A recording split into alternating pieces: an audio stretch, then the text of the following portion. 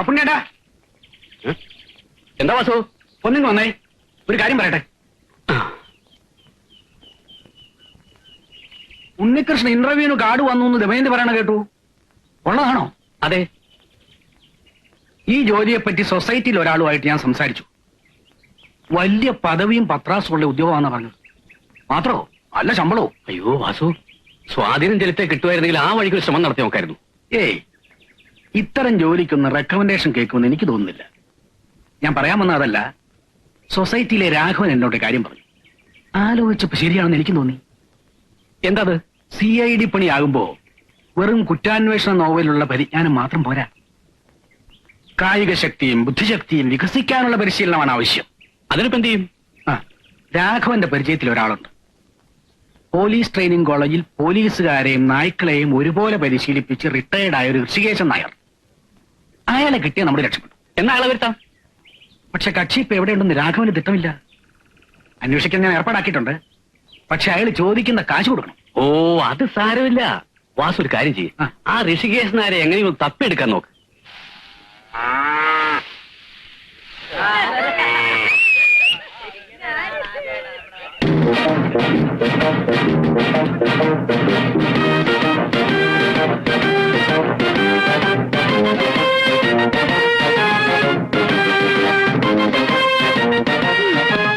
പപ്പുണ്ണിയില്ലേ? ആരാ? മനസ്സിലായില്ല. അതൊക്കെ നേരിട്ട് പറയാം, വിളിക്കേ. അക്രമം ഒന്നും കാണിക്കല്ലേ, അങ്ങേരൊരു പാവം. അക്രമം കാണിക്കാൻ പോകുന്ന അങ്ങേരോടല്ല, അങ്ങേരുടെ മകനോടാണ്. ഉണ്ണികൃഷ്ണല്ലേ ഇവിടെ? അയ്യോ, അവൻ അങ്ങേരെക്കാളും പഞ്ചപാവം. അതേ, ഒന്നിങ്ങോട്ട് വന്നേ. വിളിക്കേ, വേഗം വിളിക്കേ. താഴെ വയസ്സാറേ, നിങ്ങൾ എന്താ കാണാൻ നിൽക്കുവാ? ആരെങ്കിലും ഓടി വന്ന് പോലീസിനെ ഒന്ന് വിളിച്ചോണ്ട് വാ. വരൂ വരൂ. നിങ്ങളെയൊക്കെ കുറച്ചു നേരത്തേക്ക് ഭയപ്പെടുത്തേണ്ടി വന്നതിൽ എനിക്ക് ഖേദമുണ്ട്. ഞാൻ ആരെയും കൊല്ലാൻ വന്നതല്ല. ഇദ്ദേഹത്തിന്റെ മകനെ CID ആയി വാർത്തെടുക്കാൻ വേണ്ട പരിശീലനം കൊടുക്കാമെന്ന ട്രെയിനറാണ് ഞാൻ. എന്നാ പിന്നെ ഇയാൾക്കത് നേരത്തെ പറഞ്ഞു തുടക്കാൻ വയ്യായിരുന്നു. എന്തിനും കുറച്ച് ടെൻഷൻ ഉണ്ടാക്കുക എന്നുള്ളത് എന്റെ ഒരു ശീലമാണ്.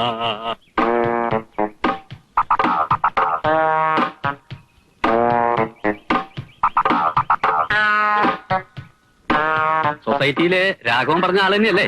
അതെ, mister Rishikesan Nair, retired trainer, police training college, Thycaud PO, Thiruvananthapuram 14. ഇനി എല്ലാവരും പൊക്കോളൂ. ഇദ്ദേഹം കുറച്ചു ദിവസം ഇവിടെ ഉണ്ടാവും. അഭ്യാസങ്ങളിൽ ചിലത് നിങ്ങൾക്കും കാണാം. ഓ, ഞങ്ങളങ്ങ് പേടിച്ചു പോയി. ഓട്ടെ പപ്പുണ്ണേട്ടാ. സോറി മിസ്റ്റർ പപ്പുണ്ണി, നിങ്ങളുടെ മകന് വേണ്ടി ഞാനൊരു ഹോം ട്യൂഷനാണ് ഉദ്ദേശിക്കുന്നത്, അല്ലാതെ ഒരു പൊതു പ്രദർശനമല്ല. അറിഞ്ഞൂടായിരുന്നു, ക്ഷമിക്കണം. പൊട്ടും പൊട്ടും. ഇരിക്കാം. ടൈലർ ഈ മുണ്ട് അങ്ങോട്ട് കൊടുത്താട്ടെ. പ്രായമായ പെങ്കച്ചുള്ള വീടാ. അയ്യോ, എന്റെ മുണ്ട് വഴിയിൽ ഉരിഞ്ഞു പോയതൊന്നുമല്ല, ഇതാണ് എന്റെ സ്ഥിരം വേഷം. അടിവസ്ത്രം മാത്രം എടുത്തോണ്ട് ഇവിടെ തങ്ങുന്ന കാര്യം പാടാ. തുണി എടുത്തോണ്ട് പഠിപ്പിക്കാനെങ്കിൽ പഠിപ്പിച്ചാൽ മതി, അല്ലെങ്കിൽ ഞങ്ങൾ വേറെ ടൈലറെ നോക്കിക്കോളാം. പത്മാവതി, എന്ത് വേണം പത്മാവതിക്ക്? നാണോ മാനമുള്ള ഒരു ടൈലറെ കിട്ടിയില്ലേ നമ്മുടെ മോനെ പഠിപ്പിക്കാൻ?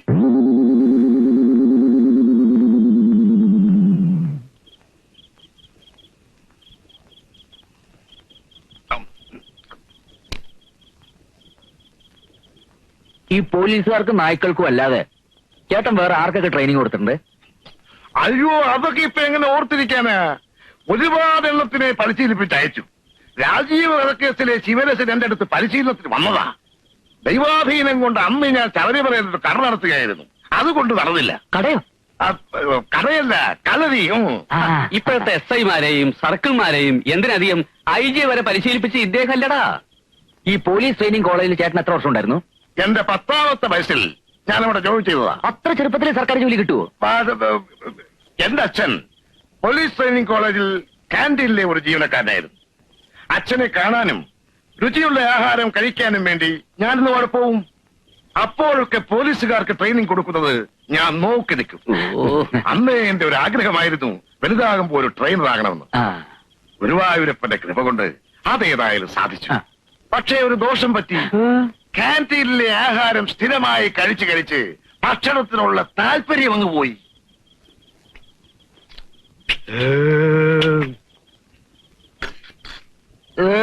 പത്മാവതി, കോഴിയിറച്ചെടുത്തോ. എന്റെ പറശ്ശിനിക്കട മുത്തപ്പ, ഇയാടെ മുഖത്തും വയറാണോ? ഇതുണ്ട് നമ്മള് നല്ല തീറ്റിക്കട്ടെ. അന്നത്തെ സംഭവങ്ങൾ മുഴുവൻ ഡിറ്റക്റ്റീവ് അരുണാചലൻ തന്റെ ഡയറിയിൽ കുറിച്ചു വെച്ചു. ഗ്രാമം ഉറങ്ങിയിട്ടുണ്ടായിരുന്നില്ല. മുറിക്ക് പുറത്തെ കട്ട പിടിച്ച ഇരുട്ടിൽ ദൂരെയെങ്ങും ഒരു ചാവാലിപ്പട്ടിയുടെ ഓലി കേട്ടു. പ്രകൃതിയുടെ ഒരു ഇല പോലും അനങ്ങിയില്ല. കാറ്റേതോ നിഗൂഢതയിൽ ഒളിച്ച പോലെ. അന്തരീക്ഷത്തിൽ പഴകിയ ചോരയുടെ മണം തളം കെട്ടി നിൽക്കുന്നതായി അരുണാചലത്തിന് തോന്നി. ഡയറി അടച്ചു വെച്ച് ഉള്ളിൽ കെട്ടുപിടിഞ്ഞു കിടക്കുന്ന ചിന്തയുടെ കുരുക്കൾ അഴിക്കാൻ തുടങ്ങിയായിരുന്നു അയാൾ. ഒടുങ്ങനെ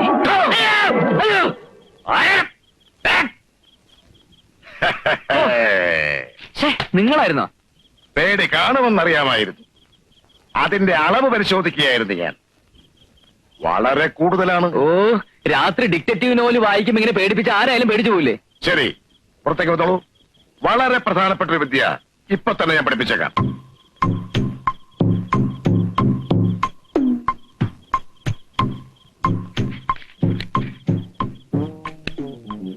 ഉണ്ണികൃഷ്ണൻ ശ്രദ്ധിച്ചോളൂ. തീപ്പെട്ടിക്കുള്ളി ഇങ്ങനെ വെച്ചിട്ട് തള്ളവിരലെ കൊണ്ട് നന്നായി അമർത്തി പിടിക്കണം. ഇത് പഠിപ്പിക്കാനാണ് ഈ പാതിരാത്രിയിൽ വായിച്ചോണ്ട് എന്നെ പിടിച്ച് പുറത്തിറക്കിയത്. ഈ പഞ്ചായത്തിലെ പീക്കിരി പിള്ളേർക്ക് പോലും അറിയാവുന്ന വിദ്യത്. ഒരു വിദ്യയും കണ്ണുമടിച്ചങ്ങനെ നിന്നിക്കരുത്. വല്ലഭന് പുല്ലുമായുധമെന്ന് പറയുന്നത് പോലെ ഒരു CIDക്ക് വിജയം കൈവരിക്കാൻ ചിലപ്പോ ഒരു തീപ്പെട്ടിക്കൊള്ളിയുടെ സഹായം വേണ്ടി വരും. അതെ അതെ, ഈ വിദ്യ എല്ലാവർക്കും അറിയാമായിരിക്കും. പക്ഷേ പറയുന്ന സ്ഥാനത്ത് കൃത്യമായി തെറിച്ചു കൊള്ളിക്കണം. അതിന് പറ്റുമോ? എഴുതാപ്പുറം വായിക്കാതെ ആശാൻ പറയുന്നത് കേട്ട് പഠിക്കണ്ടേ ഉണ്ണി? അച്ഛന് വയസ്സായെങ്കിലും വിവരമുണ്ട്. നോക്കൂ, ആ തെങ്ങിൻ ചുവട്ടിൽ കിടക്കുന്ന കടലാസാണ് എന്റെ ലക്ഷ്യം. ഇവിടെ നിന്നുകൊണ്ട് ഞാനത് കത്തിച്ച് കാണിച്ചു തരാം. 1, 2, 3. കലക്കൻ ഉന്നാശാനെ. അപ്പുറത്തെ പപ്പനാവന്റെ പറമ്പിലേക്കാ പോയത്. ഇനി അവിടെ തീ പിടിക്കുവോ? നീ ആ കരുനാക്കൊണ്ടൊന്നും മിണ്ടാതിരിക്കും പത്മം. എന്തുകൊണ്ടാണ് ഉന്നം തെറ്റിയതെന്ന് ഞാൻ വിശദമാക്കി തരാം. തെറ്റ് ആദ്യം പഠിപ്പിച്ചിട്ട് പിന്നെ ശരി പഠിപ്പിക്കുക. അതാണ് എന്റെ ഒരു രീതി. തിയറി ഒന്നും പഠിച്ചോണ്ട് ഇപ്പൊ സമയമില്ല എന്റെ ആശാനെ. ആ തീപ്പെട്ടി കൊടുത്താ ലക്ഷ്യസ്ഥാനത്ത് എങ്ങനെ കൊള്ളിക്കണമെന്ന് ഞാൻ കാണിച്ചു തരാം. എന്നാണെന്ന് കാണിക്ക്. ആദ്യമായി കൊള്ളിയെടുത്ത് തള്ളവരൽ കൂട്ടകൻ അമർത്തി പിടിക്കുക. എന്നിട്ട്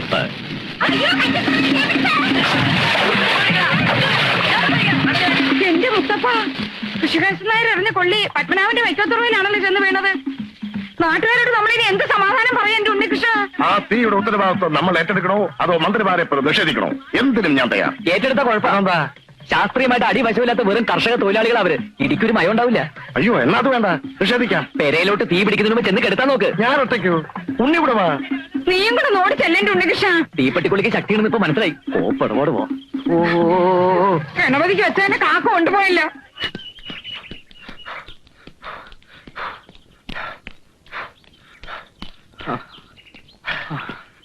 നിർത്ത്. വിയർപ്പാറിയ ശേഷം സഹിക്കാൻ പറ്റുന്ന ചൂടുവെള്ളത്തിൽ പോയി കുടിച്ചോളൂ. ഉമ്മക്കുട്ടി, ഒരു ഗ്ലാസ് വെള്ളം എടുത്തോളൂ. വന്നു ചെറിയ പുഴു. എങ്ങോട്ട് പോന്നു? ആ മുതുകന്റെ ഉമ്മക്കുട്ടി എന്നുള്ള വിളി കേട്ടപ്പോ പെണ്ണിന്റെ മനസ്സങ്ങ് അലിഞ്ഞു പോയോ? ദേ ഒരു കാര്യം ഞാൻ പറഞ്ഞേക്കാം, തലമറന്ന് എന്നെ തേക്കണ്ട. ഈ അമ്മയ്ക്ക് എന്താ? ഒന്നുമില്ലെങ്കിലും ചേട്ടനെ പഠിപ്പിക്കാൻ വന്ന ആളല്ലേ, അതുകൊണ്ടാണ് ഞാൻ നല്ല മുഖം കാണിക്കുന്നത്. നീ നിന്റെ നല്ല മുഖം കൊണ്ട് ഇവിടെ നിന്നേച്ചാ മതി. ആ വായി നോക്കിയിട്ട് ഏഴ് അയലത്ത് പോലും കണ്ടുപോകരുത്. ഇതുണ്ടോ?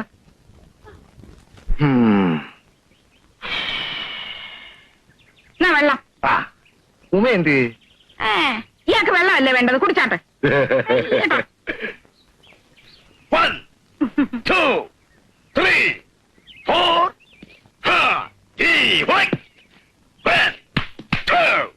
ശാരീരിക പരിശീലനത്തിൽ പ്രധാന ഇനമാണ് കുസ്തി. ഒരു CID അത്യാവശ്യം വർദ്ധിക്കേണ്ട ഒരു ഐറ്റമാണിത്. കുസ്തിയുടെ എല്ലാ രഹസ്യങ്ങളും ഈ നാട്ടുകാരുടെ മുമ്പിൽ വെച്ച് ഞാൻ ഉണ്ണികൃഷ്ണനെ പഠിപ്പിക്കാൻ പോവുകയാണ്. Without any special fees.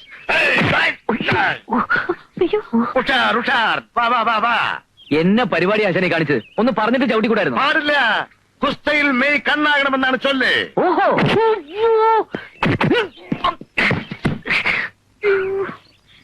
ദേഹം നന്നാൻ എന്റെ സ്വഭാവം മാറട്ടോ. സാരമില്ല.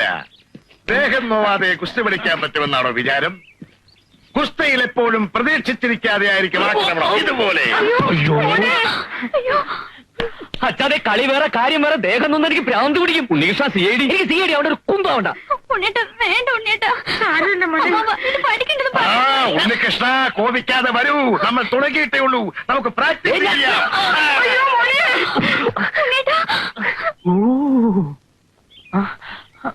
ഉണ്ണികൃഷ്ണ, പഠിക്കാതിരുന്നാൽ എങ്ങനെയാണ് തീയടിയാവുന്നത്? അങ്ങനെ പറഞ്ഞു കൊടുക്കണ നീർക്കോലി. നിങ്ങളിപ്പോൾ കണ്ടത് കടകങ്ങൾ, ഇനി കാണാൻ പോകുന്നത് ഹെവി പഞ്ചസ്. അതെനിക്ക് കുസ്തി പഠിക്കണ്ട, അതെനിക്ക് മേല് നോവുന്ന അതെനിക്ക് അടിക്കുന്നില്ല, അതെനിക്ക് ഭ്രാന്ത് പിടിക്കും, അതെനിക്ക് അടിക്കരുത്, എനിക്ക് കുസ്തി പഠിക്കണ്ടെന്ന് പറഞ്ഞില്ലേ? നോക്ക്, ഇങ്ങനെയാണ് ഒരുത്തനെ തോപ്പിക്കുന്നത്. അയ്യോ,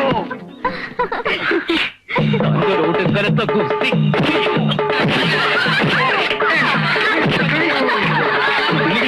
എന്താ കാണിക്കണേ? ആശാനല്ലേ? ആശാന്റെ നെഞ്ചത്ത് അല്ലെങ്കിൽ കളരിക്ക് പുറത്ത് നമ്മളായിട്ട് തടയണ്ട, അടിക്കട്ടെ പറഞ്ഞു. ഉണ്ണികൃഷ്ണ തല്ലല്ലേ? ഉണ്ണികൃഷ്ണ കുരുത്തേക്കേട് കാണിക്കല്ലേ, ആശാനെ തല്ലു ആരെങ്കിലും. നീ കുസ്തി പഠിച്ചിട്ടുണ്ട്. അയ്യോ,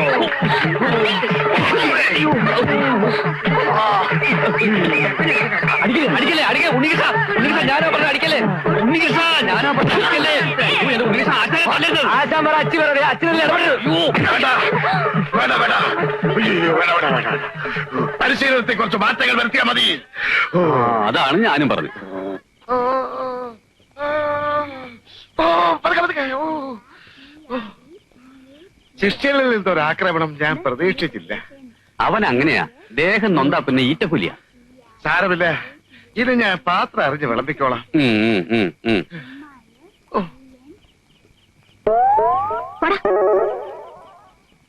എന്താടി പറഞ്ഞത്? അച്ഛൻ ഞാൻ സ്പെല്ലിംഗ് പഠിക്കായിരുന്നു. PODDA പോടാ, PODDA പോടാ. ഓ അത് ശരി, നമുക്കിത് വല്ലതും അറിയൂ.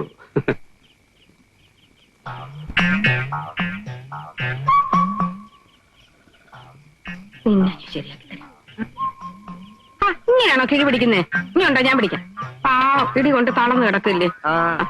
ചൂടണ്ട പറയണേ, വായി നോക്കി. പറയാം, പറയാം. എങ്ങനെ സൂക്ഷിക്കാം.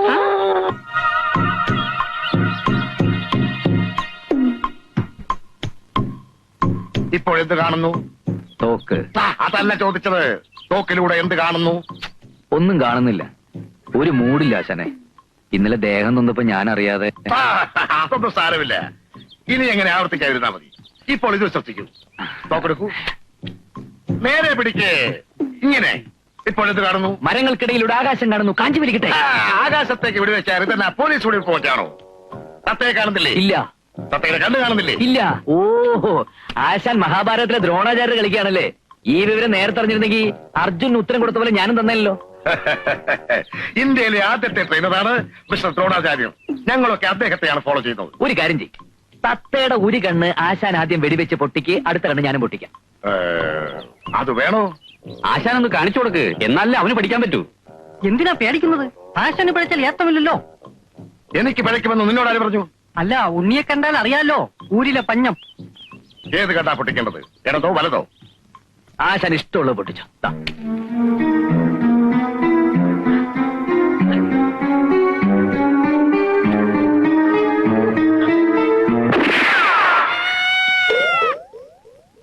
ആശാന് പഴിച്ചു.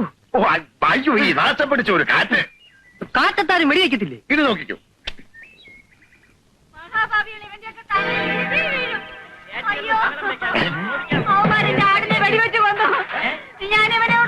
അവരൊരാടിനെയും കൊണ്ടാണല്ലോ ഇങ്ങോട്ട് വരുന്നത്.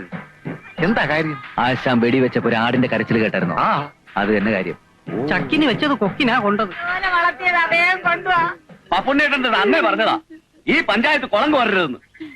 ഇന്നൊരു ആടിനെ കൊന്നു, നാളെ ഒരു മനുഷ്യനെ കൊല്ലില്ലാന്ന് എങ്ങനെ അറിയാം? 5 ഇടങ്ങഴി കറക്കുന്ന ആടായിരുന്നു. എന്റെയും കുഞ്ഞുങ്ങളുടെയും കഞ്ഞിവിടെ മുട്ടിച്ചല്ലട കാലമാടാ. നീ കൊണം പിടിക്കത്തില്ലടാ, അവന്റെ കള്ള നോട്ടം കണ്ടില്ലേ? മരത്തിന്റെ മണ്ടയിലോട്ടാണല്ലോ ഋഷികേശൻ നായർ വെടിവെച്ചത്. അതെങ്ങനെ നിലത്ത് നിന്ന് ആടിന് കൊണ്ടു? ആടിനെ ഉന്നം വെച്ചാ മതിയായിരുന്നു, എനിക്ക് തത്തയ്ക്ക് കൊണ്ടേനെ. പോക്കൃതരം കാണിച്ചിട്ട് നിൽക്കുന്ന നിപ്പ് കണ്ടില്ലേ? ഇനി ഇവനെ വച്ചോണ്ടിരുന്ന ശരിയാവത്തില്ല. അടിക്കുന്നതാ.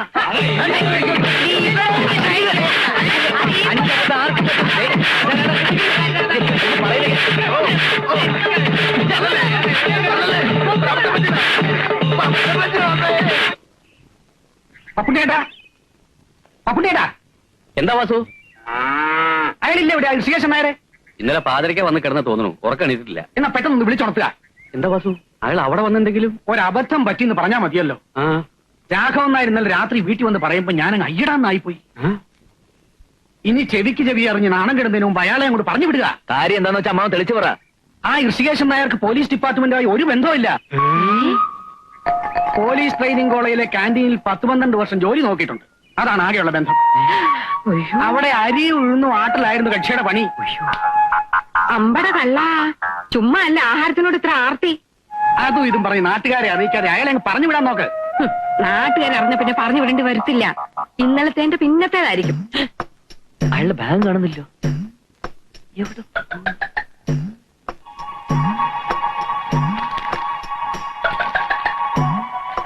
അച്ഛാ, ദേ അയാൾ എഴുതി വെച്ച് കടന്ന ലക്ഷണമാ. ദേ എന്താ എഴുതിയിരിക്കുന്നത്, ഒന്ന് വായിച്ചേ. ഈ ഗ്രാമത്തിൽ ഞാൻ ആകെ സ്നേഹിക്കുന്ന പപ്പുണ്ണിയേട്ടന് എന്റെ ഇത്രയും കാലത്തെ സംഭവബഹുലമായ ജീവിതത്തിനിടയിൽ ഇതുപോലെ സ്പോർട്സ്മാൻ സ്പിരിറ്റ് ഇല്ലാത്ത ഒരു നാട്ടുകാരെ ഞാൻ എങ്ങും കണ്ടിട്ടില്ല. ഒരു CID വാർത്തെടുക്കണമെങ്കിൽ നാട്ടുകാരുടെ സഹകരണം കൂടിയേ തീരൂ. ഒരാടിനെ പോലും നഷ്ടപ്പെടാൻ തയ്യാറാവാത്തൊരു സമൂഹത്തിൽ ഒരിക്കലും സോഷ്യലിസം സാധ്യമാവില്ലെന്ന് മാർക്സ് പറഞ്ഞത് എത്ര ശരി? അല്ല ഉണ്ണികൃഷ്ണ, മാർക്സ് എങ്ങനെ പറഞ്ഞിട്ടുണ്ടോ? ഓ, താടിക്ക് തീ പിടിക്കുമ്പോ ബീഡി കത്തിക്കല്ലേ. വായിച്ച ആൾക്കൂട്ടത്തിന്റെ മർദ്ദനം താങ്ങാനുള്ള ആരോഗ്യമില്ലാത്തത് കൊണ്ട് ട്രെയിനിങ് മതിയാക്കി ഞാൻ പോവുകയാണ്. അതേതായാലും നന്നായി. ഇത്രയും ദിവസത്തെ പരിശീലനത്തിന്റെ പ്രതിഫലം കണക്ക് പറഞ്ഞ് വാങ്ങാനുള്ള സാവകാശം പോലും ഇല്ലാത്തത് കൊണ്ട് പ്രതിഫലത്തിന് പകരമായി ചായ്പിൽ വെച്ചിരിക്കുന്ന ഉരുളി ഞാൻ അടിച്ചോണ്ട് പോകുന്നു. എന്റെ ഉള്ളിൽ മുത്തപ്പ! ചേട്ടാ, ഇനി ഞാൻ നിന്ന പത്മാവതി എന്റെ മെക്കിട്ട് കയറും. അച്ഛാ, എന്റെ പത്തടങ്ങഴി വേഗം ഉരുളി പോയല്ലോ എന്റെ മുത്തപ്പ. എന്റെ അച്ഛൻ എനിക്ക് കല്യാണത്തിന് സ്ത്രീധനമായിട്ട് തന്ന ഉരുളിയാണ് ആ കാലമാടം മോട്ടിച്ചോണ്ട് പോയത്. നാട്ടുകാരെ കൂട്ടാതെ ചുമ്മാരേടി. എന്റെ ഉരുളി തിരിച്ചു കിട്ടിയ പിള്ളേരുടെ അച്ഛന് ഞാൻ 10 തവണ ഉരുളിച്ചേക്കാവേ എന്റെ ഭഗവതി. ഉരുളി പോയതിന് ഞാൻ ഉരുളണോ പത്മം? സംഭവിക്കേണ്ടതൊക്കെ സംഭവിച്ചു. ഇനി പ്രയാസപ്പെട്ടിട്ട് എന്താ കാര്യം? എനിക്ക് വിഷമം നിന്റെ പരിശീലനം പൂർത്തിയാക്കാൻ കഴിയാത്തല്ല. പഠിച്ചിടത്തോളൊക്കെ മതി. ഒരു ഇന്ത്യൻ CID ഇതിൽ കൂടുതലൊക്കെ ആഗ്രഹിക്കുന്നത് തെറ്റാ. ഇന്റർവ്യൂവിന് പോകാൻ അച്ഛനെ എനിക്കൊരു സൂട്ട് തെപ്പിച്ചതാ. ബാക്കി കാര്യം ഞാൻ ഏറ്റു. സൂട്ടോ? അതെ, അല്ലാതെ മുണ്ട് ഷർട്ട് ഇട്ടുകൊണ്ടാണോ CID ഇന്റർവ്യൂവിന് പോകുന്നത്? അതിന് കോട്ടും സൂട്ടും ടയ്യും തൊപ്പിയൊക്കെ തന്നെ വേണം. ഒറ്റ നോട്ടത്തിൽ തന്നെ അവരൊന്ന് വിരളണം. അതിനൊക്കെ ഒത്തിരി കാശാവില്ലേ മോനെ? പിന്നെ മോന് ചക്കാത്തിന് CID ആവാൻ പറ്റുമോ? ഒരു 14,000 രൂപയെങ്കിലും വേണ്ടി വരും. 4,000? പപ്പനാവിന് കച്ചത്തുറു കെട്ടിക്കൊടുത്തതും സാക്ഷായനിക്ക് ആടിന്റെ നഷ്ടപരിഹാരം കൊടുത്തതും കടം മേടിച്ച. ഇതിനി ആരോട് ചോദിക്കും? അല്ല, ബുദ്ധിമുട്ടാണെങ്കിൽ പറഞ്ഞോ, ഞാൻ വല്ല ലുങ്കി കൊടുത്ത ഇന്റർവ്യൂവിന് പോക്കണം. നീ ഒന്ന് തഞ്ചപ്പെടന്റെ ഉണ്ണി, ഞാനൊന്ന് ആലോചിക്കട്ടെ.